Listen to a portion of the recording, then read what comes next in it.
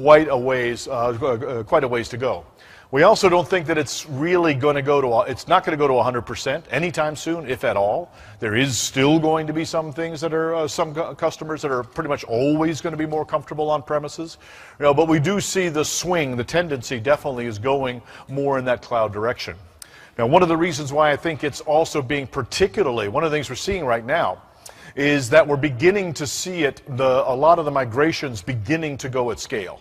Where we are seeing quite a few large companies that are making this big migrations. And we're seeing some of those issues that come up around it. We're seeing probably a bit of an uptick in organizations that are having trouble with performance, with the migration taking longer than expected, some of the support issues.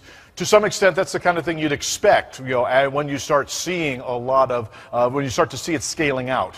When you see it going from hundreds to thousands to millions of users. And that is the kind of thing we're really beginning to see. As that blue section starts to get a bit larger, we're seeing some of the bigger numbers begin to go in this direction.